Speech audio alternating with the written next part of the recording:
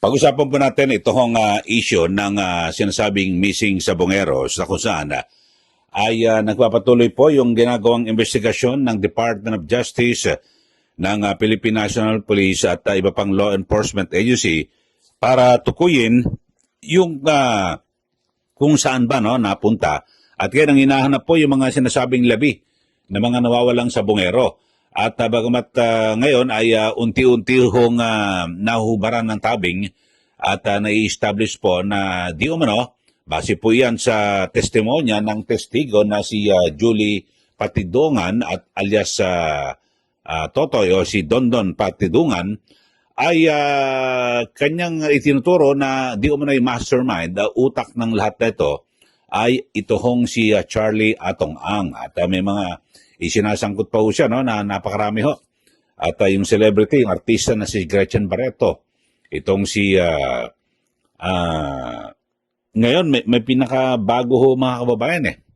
'Di ba na kung saan dati may mga sinasabi pa itong si Julie Dondon Patidongan na retired judge, ngayon po ay nasa PCSO, tapos ay mayroon pang retired general.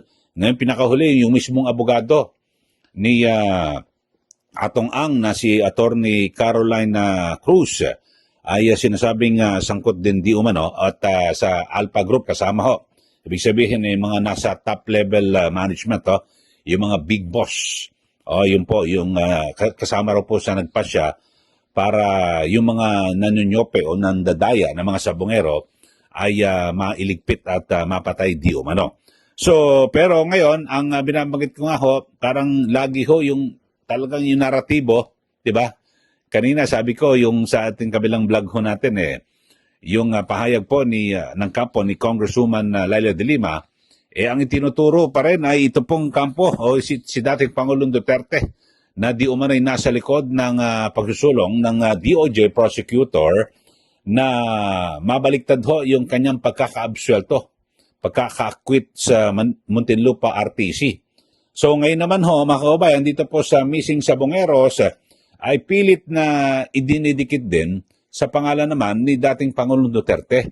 Meron pong reaksyon dyan mismo si Pangulong Duterte na ngayon nakakulong dyan po sa ICC. Pero bago natin isahin papawid yan, mag-subscribe na po kayo. Huwag niyo pong makalimutan mag-subscribe dito po sa ating channel para kayo po lagi updated at i-like din po at i-share. Samantala, eto ho, kasi ngayon minabuti ho ni BP Sara Duterte na pumasok po siya sa detention cell ni dating Pangulong Duterte at one-on-one ho silang mag-ama. At kanyang naikwento na kung saan yung mga nangyayari dito po sa Pilipinas at ang sabi niya, isa raw po sa talagang malaking balita na pinag-uusapan dito ay ito ho mga nawawalang sabongero. At ayon po kay BP Sara ay binanggit ko ho at ang direksyon at yung naratibo ay ikinokonekta dito po kay dating Pangulong Duterte at sa kanyang kampanya laban po sa illegal na droga. Yun ho. Kaya ang sabi ho ng dating Pangulo ay preposterous o sa wikang Pilipino ay kalokohan.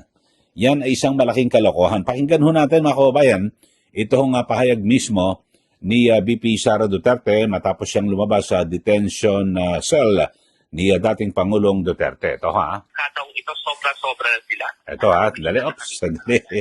Mali. Ito. Ito ho mga kababayan at panoorin nun natin. Pinalitaan ko siya about sa mga missing sabongeros case. And then, ang sabi niya, and then sinabihan ko siya that there is an attempt to link him to the missing sabongeros case. So, sabi niya that is preposterous. Yes. That is preposterous.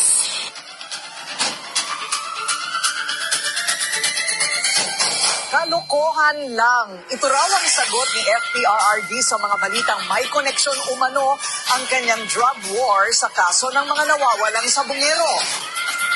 Pero ang DOJ mukhang kumbinsido. Wala pa mang matibay na ebidensya, tila parehas daw ang sinapit ng mga biktima. Ang listahan naman.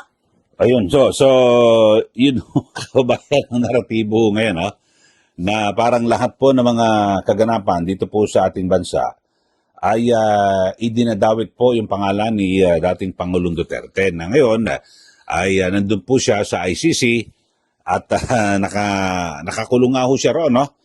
So dito ho, kaya sabi po ni dating Pangulo ay isang malaking kalokohan. Pero paano mo nga naman maiko-connect yung nawawalang sabongero?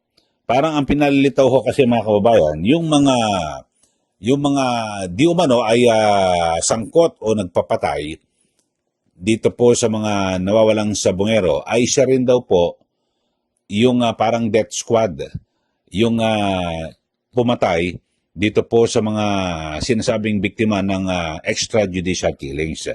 Alam niyo ho, ilan ho ba itong Ito, ipaliliwanag ko lang. So, ibig sabihin ho nito mga kababayan, itong grupo na ito na di umano, nasa ilang listahan yan, nasa 12 o 18 na mga pulis. Sila rin ba ang sinasabing may kagagawan sa extrajudicial killings, yung pagpatay? So napakalawak ko nito. So kung saan-saan pala ito pumupunta.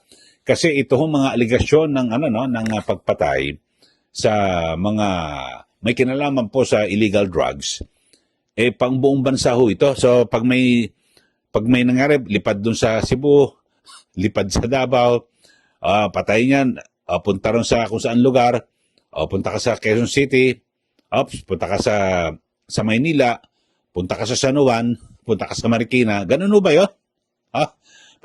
Parang sila sila lang po ang tangi na ginamit ho ng dating Pangulong Duterte sa kampanya laban po sa illegal na droga. Alam niyo ho, yung kampanya po sa illegal drugs ay buong gobyerno ho yan ng Duterte administration kasi ipinangako niya ho yan sa kanyang kampanya noong eleksyon na kanyang reresolbahin at 'di ba?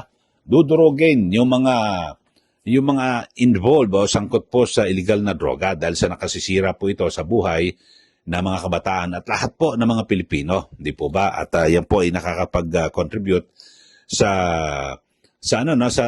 peace and order dito po sa ating bansa. So yun ho mga kababayan, parang masyadong kahindik-hindik at nakakagulat naman na ikokonekta mo sa illegal na droga. So ibig sabihin parang ito lang mga pulis, sila lang ho ang mga ang pwedeng asahan. So masyadong malayo bagamat sa ngayon wala pa naman matibay na ebidensya pero yun na raw po ang paniniwala ng Department of Justice na pwedeng iugnay yung missing sabongero dito po sa sa kampanya sa illegal na droga. Alam niyo ho, kapag mga ganyan na nalilihis, napag-iisip po tayo, baka ang tunay po na target ho rito ay itong si Atong Ang para mapanagot kung totoo yung aligasyon laban po sa kanya at mabigyan po ng hustisya yung pamilya po ng mga sabongero. Kasi kung may mga isinisingit ka ng kung ano-anong mga anggulo, tapos mapunta ho kay Duterte, kawawa naman ho yung mga pamilya ng biktima ng sabongero.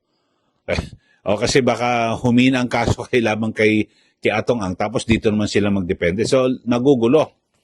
Dapat focus muna kayo dito sa issue po ng mga nawawalang sabongero at ibigay na agad natin yung hinihingi, matagal na pong hinihingi na hustisya ng mga pamilya na kung saan talagang ngayon base po ito sa aligasyon ni Julie Dondon Patidongan na talagang meron siyang mga ebidensya at kapanipaniwala raw ayon po sa Department of Justice yung kanyang mga testimonya. So yun ho.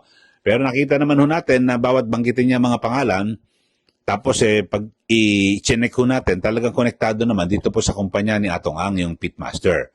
So 'di ba katulad yung chairman po ng PCSO na si Justice Reyes na kung saan nung una wala raw siyang tapos nung na-check na natin talagang nagsasabong din. At may kaugnayan sa sa pitmaster tapos may in-involve pa na isang kongresista party list representative. So marami ho. At ang sabi po ng DOJ ay talagang kapanipaniwala o credible na witness ito pong si Julie Dondon Patidongan. Sa ngayon ay alam niyo kung wala humahuhukay na bangkay na tutugma na yan nga ay yung nawawalang sabongero, mukhang hindi ganun kalakas ang ang kaso. Ang pinakamainam mo na gawin, kasi si Dondon Patidongan, siya mismo, sabi niya ay yung mga nagchuchope na mga sabungero, di po ba, na nahuli, tapos isasakay sa van, dadalhin sa, sa crack house, at doon daw pipick upin ng mga polis.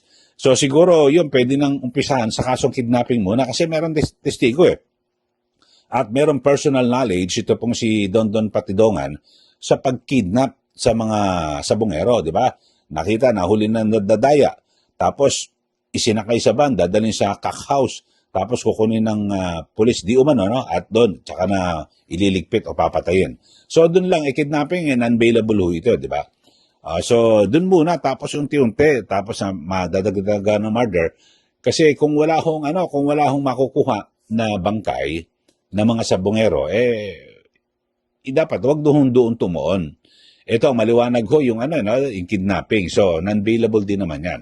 So, pinaka-importante dapat focus wag ho, kasi parang nahaluan po ng politika Pag idinikit mo yan kay Duterte, siyempre, mahahalo po yung politika. Wala na po, matagal na pong wala si Pangulong Duterte sa pwesto. 3 taon. Ang pinakamatindi pa ho rito, hindi niya na ho kaalyado si Pangulong Bongbong Marcos o yung kanyang administrasyon. Yun po Kasi kung maaari siguro pag hinalaan natin, sige, pero kaalyado kasi. May kapangyarihan. Wala ho, ginigipit na nga si VP Sara Duterte, di po ba? Talagang sabihin natin, naghiwalay na po ang landas at sila po ngayon ay talagang mahigpit na magkaribal o magkatunggali sa larangan po ng politika itong mga Marcos at ang mga Duterte. Okay, so yun lang po mga kababayan. At maraming salamat po sa mga taga-subaybay natin at sa mga bago lang sa ating channel, subscribe na po kayo. At siyempre, maraming salamat, magandang araw, ito po si Ka Eli.